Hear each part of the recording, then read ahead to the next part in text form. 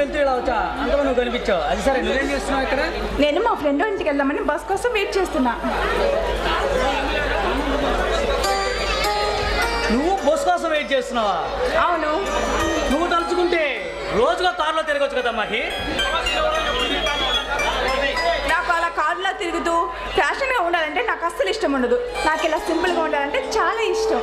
నీలో ఈ మార్పు చూస్తుంటే నాకు చాలా ఆనందంగా ఉంది మహి.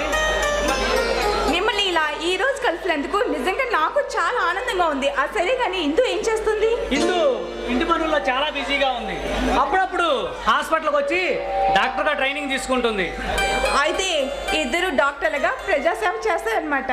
అది ప్రజాసేవ చేయడం కాదు మహి, మనం చదివిన చదువులకి న్యాయం చేయడం మాత్రమే.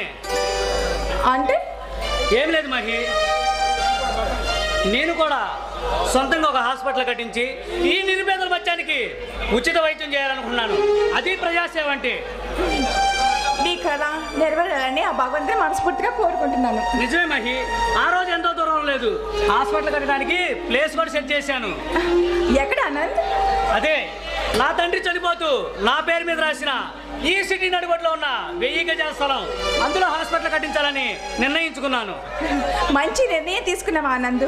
అక్కడైతే అందరికీ అనుకూలంగా ఉంటుంది.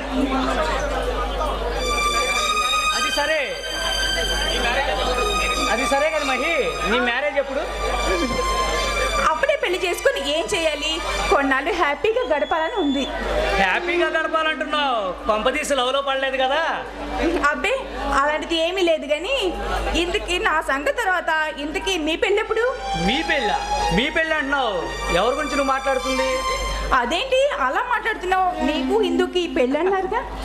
చూడు మహి, నువ్వు కూడా అలా మాట్లాడతావని అస్సలు అనుకోలేదు. హిందూకి నాకు పెళ్ళా?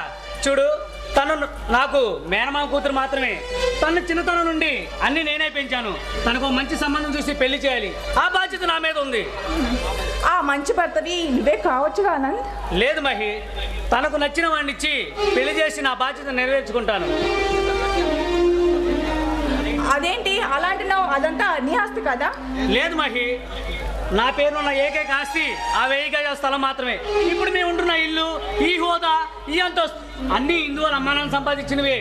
తనను పెళ్లి చేసుకోవాలనుకుంటే తన ఆస్తి కోసం పెళ్లి చేసుకోవాలని నలుగురు 4 విధాలుగా అనుకుంటారు. నీలాంటి మంచివాడు, అలాంటి మంచి అమ్మాయి తప్పకుండా దొరుకుతుంది. సరే, నాకు చాలా టైం వేస్ట్ అవుతుంది, బస్సు వచ్చేలా లేదు. ఆటో స్టాండ్కి వెళ్ళి ఆటో ఎక్కి వెళ్తాను. బాయ్. ఓకే మహి.